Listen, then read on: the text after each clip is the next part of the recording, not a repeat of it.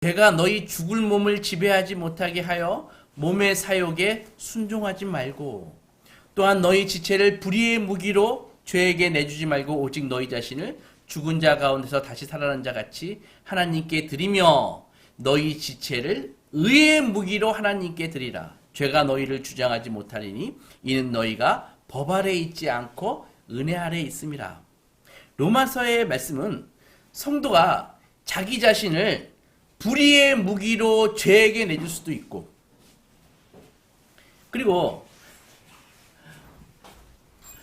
자기 자신을 하나님께 드려서 하나님께서 사용하실 수 있는 의의 무기로 드릴 수 있음을 말해주고 있습니다. 그러므로 죄는 예수와 연합되어 있는 성도가 예수님께 양분을 받아서, 예수님은 나무고 우리는 가지니까 예수님께 붙어 있어서 예수님께 양분을 받아서 열매를 맺지 않고 나태하거나 정욕이나 탐욕에 빠져 그 자신을 불의의 무기로 주는 것을 성경은 죄라고 얘기한다고요. 그래서 근데 현실이 어떻습니까? 수시로 죄를 짓죠. 나태하죠. 정욕에 빠지죠. 탐욕에 빠지죠. 많은 잘못과 실수를 저지릅니다. 그럴 때마다 우리는 회개해야 되고 회개하는 것입니다. 그리고 한 걸음 더 나가서 우리는 잘못과 실수의 흔적들을 지우려고 막 노력을 하죠. 얼마 전 2명의 철없는 고등학생들이 나쁜 어른의 사주를 받았습니다. 야, 내가 돈 몇십만 원 줄 테니까 저기 서울에 경복궁 가가지고 거기 담벼락에 낙서 좀 하고 와. 그러면은 내가 돈 줄게. 그렇게 꼬임을 받아가지고 경복궁 그 우리나라 옛날 임금님이 살던 그곳에 가가지고 벽에다가 락화 사가지고 낙서를 크게 해놨습니다. 락화는 쉽게 했지만 그것을 지우기 위해서 30명의 작업자가, 30명의 아저씨들이 몇 날 며칠을 달려들어가지고 240명의 문화재 보존 전문가의 조언을 받아서 막 레이저를 쏘고 기술과 장비를 사용해가지고 그것을 지웠습니다. 그런데 그 비용이 1억이 들었다고 합니다. 10,000원짜리 락화 사가지고 1분 동안 낙서한 것을 지우는데 1억이 든 것입니다. 문화재청은 그 깜찍한 그 어린 범인들에게 1억을 청구할 예정이라고 합니다. 한번 생각해 보세요. 그런데 그 1억을 누가 물어줄까요? 고등학생들이 1억을 물어줄까요? 애들이 1억이 어디 있습니까? 보나마나 걔네들 부모가 물어주는 것입니다. 잘못은 애들이 했는데 지우는 것도 어른이 하고 변상도 그 부모가 하는 것입니다. 왜 그래요? 왜 그래요? 이 아이들은 아직 어리기 때문에 법에 직접 노출되지 않고 부모의 은혜에 의해서 보호받기 때문입니다. 성도가 그렇다는 것입니다. 성도는 죄를 지었을 때 그것이 마음속에서 막 그걸 지우려고 할 필요가 없습니다. 잘못한 시간을 되돌릴 수도 없지만 되돌리려고 할 필요도 없습니다. 왜 그렇습니까? 우리는 율법 아래에 있지 않고 은혜 아래에 있기 때문에 그렇습니다. 물론 사회적인 죄를 지었으면 민형사상의 벌을 마땅히 받게 되어 있어요. 그러나 죄는 기본적으로 하나님께 짓는 것이라고요. 그래서 오히려 그 시간에 성도라면 당연히 했어야 할 일을, 그 순종을 배워야 되는 것입니다. 그게 열매 맺는 것이죠. 로마서 6장 14절에서 죄가 너희를 주장하지 못한다. 이는 너희가 법 아래에 있지 않고 은혜 아래에 있기 때문이다. 죄가 너와 상관없다. 무슨 말일까? 이 말씀은 아까도 말씀드렸듯이 죄가 근본적으로 우리가 알고 있는 도덕적인 윤리적인 문제가 아니라 바로 하나님과의 관계에 대한 문제라는 것입니다. 그래서 우리가 법치주의 국가에 살고 있잖아요. 그러면 법이 뭡니까? 법은 잘못했을 때 처벌하는 게 법이라고요. 그러니까 법의 정신은 법을 위반했을 때 벌을 주는 것이 법입니다. 그러니까 법은 잘못하지 않게 하는 것이, 죄를 짓지 않게 하는 것이 법의 목적이라고요. 그러나 은혜는 하늘에서 내려오는 것입니다. 그것은 잘하기 위해서 주는 선물이라는 것이죠.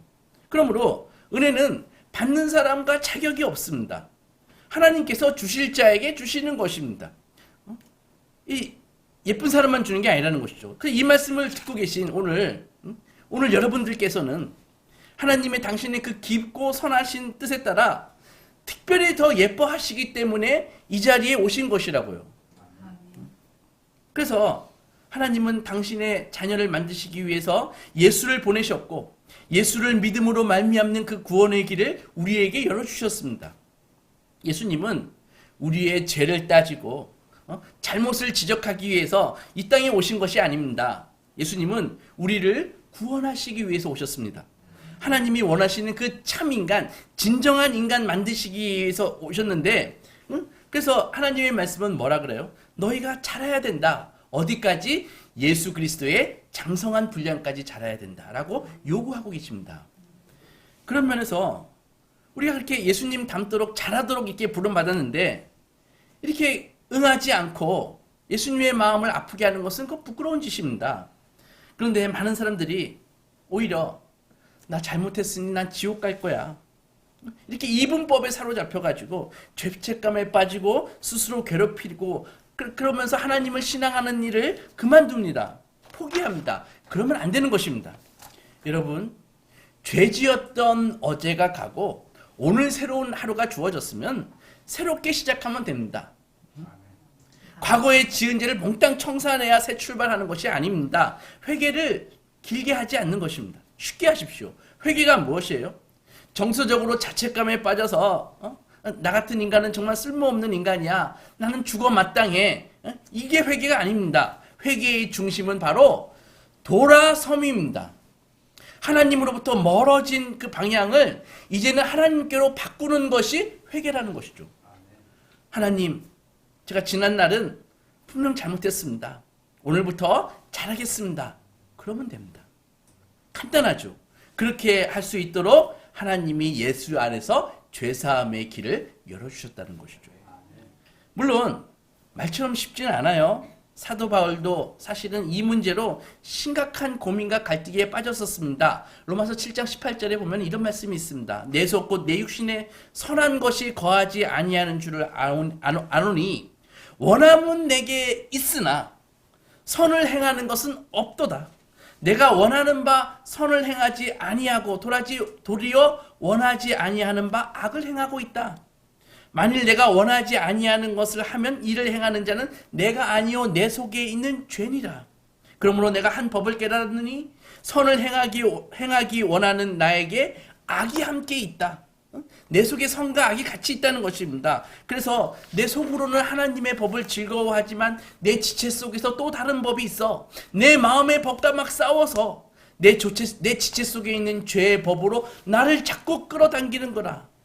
오라 나는 공고한 사람이로다. 이 사망의 몸에서 누가 나를 건져내랴. 정말 미치겠다. 그 소리입니다. 이것이 성도의 마음속에서 일어나는 내적인 갈등입니다. 나는 주의 뜻에 순종하고 싶고 나는 신앙생활을 잘하고 싶은데 내 속에 있는 또 다른 내가 자꾸 나를 죄 아래로 잡아끈다는 것입니다. 그래서 잘하고 싶은 내 마음을 이겨먹고 자꾸 죄를 짓게 만든다고 지금 고백하고 있는 것입니다. 그래서 사도가 절규하죠. 오라 나는 공고한 사람이로다. 나 정말 미치겠다. 이 사망의 몸에서 누가 나를 건져내랴. 그런데 갑자기 불연속적인 해법을 발견하고 절망에 빠져있던 바울이 소망으로 점프를 합니다. 25절 보면 우리 주 예수 그리스도로 말미암아 하나님께 감사하리로다. 그런즉 내 자신이 마음으로는 하나님의 법을 육신으로는 죄의 법을 섬기노라. 어려운 말씀입니다. 생각해 보십시오. 사도가 예수 그리스도로께 감사한다면 앞에 문제가 해결되어야 감사해야 될 거 아닙니까? 그런데 앞에 문제가 내 속에 있는 이 두 개의 이 자아가 이 싸우는 문제가 해결됐다 그런 말은 하나도 없고 그냥 앞에 문제는 해결되지 않는 상태로 남겨둔다고요.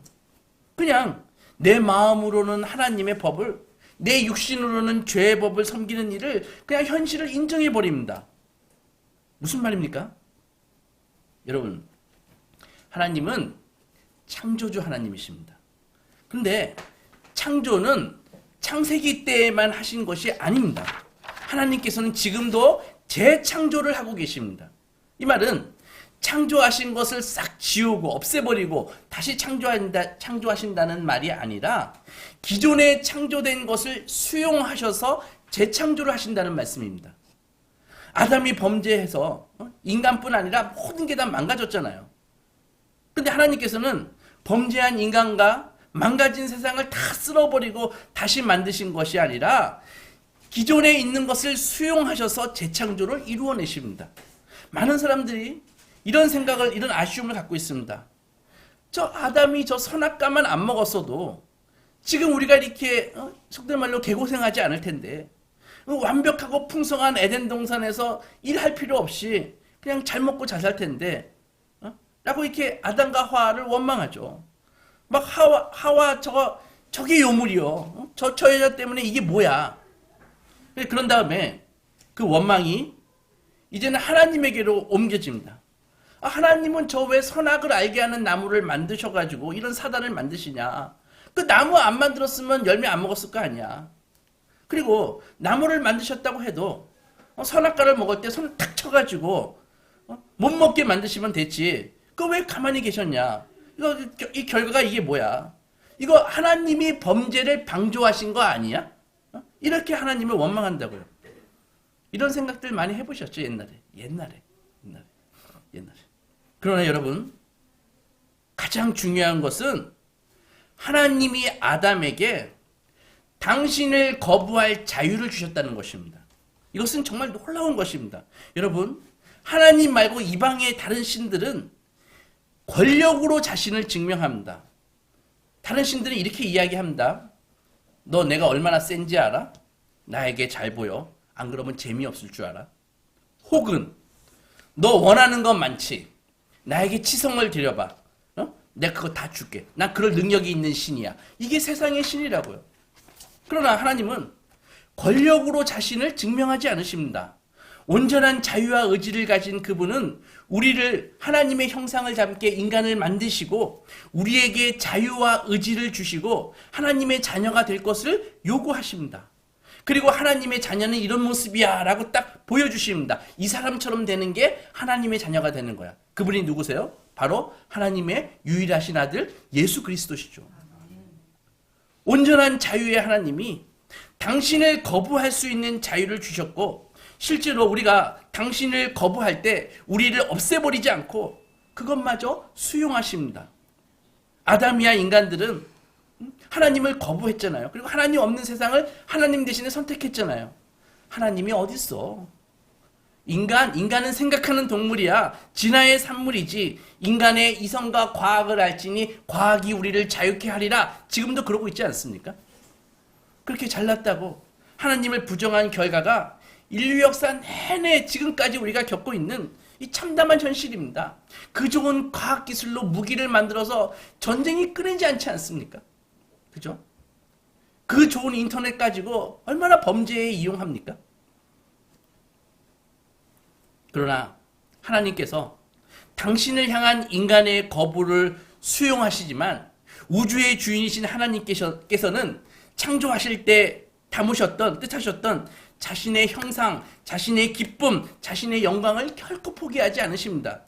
이것을 회복시키시고 재창조하신 것이 바로 예수 그리스도의 성육신, 십자가 지심, 그리고 부활인 것입니다. 성육신, 인카네이션은 세상에만 오시는 것이 아니라 영접하는 자, 곧 그 이름을 믿는 자들에게 예수의 유전자를 심어주십니다. 그래서 우리 안에 있는 아담의 유전자와 예수의 유전자가 막 싸움을 하는 것입니다. 우리의 심령 속에서 전쟁이 일어나는 것이죠. 그것이 바로 사도 바울이 오늘 로마서에서 표현했던 오라 나는 공고한 사람이로다. 이 사망의 몸에서 누가 나를 건져내랴. 이 절규라고요. 그럼 하나님은 왜 이런 갈등을 허용하실까요? 그것은 바로 자유 때문입니다. 자유는 자기가 누려봐야 합니다. 하나님께서 어떤 이해관계나 권력에 의해서 좌우되는 것이 아니라 참된 자유 안에서 우리들이, 인간들이, 하나님의 자녀들이 당신을 예배하기를 원하십니다. 우리에게 참된 자유를 주시기 위해서 하나님은 스스로 비난받으시고 고난받으시고 왜곡되는 것을 감수하십니다. 하나님과 원수되었던 우리가 온전한 자유를 가지고 자발적으로 항복할 때까지 우리를 포기하지 아니하시는 것이 인류의 역사이고 예수 믿는 자들의 인생입니다. 그래서 믿는 자의 인생은 바로 자기가 처음에는 자기가 자기의 왕이라고 생각하거든요. 그래서 그 왕좌에서 그 가짜 왕이, 자기라는 가짜 왕이 자기의 왕이라고 생각하는데, 그 가짜 왕이 이제는 자신은 항복하고 진짜 왕인 하나님을 인정하는 여정이 바로 인생이라는 것이죠. 그래서 이것의 가장 중요한 전제는 바로 자발성과 자유입니다. 가짜 왕인 자신과 진짜 왕이신 하나님과의 전쟁, 이것이 바로 인류의 역사고 우리 개인의 역사라는 것이죠. 성도의 이 내면에서 일어나는 이 전쟁에 성도라면 결과는 이미 나와 있습니다.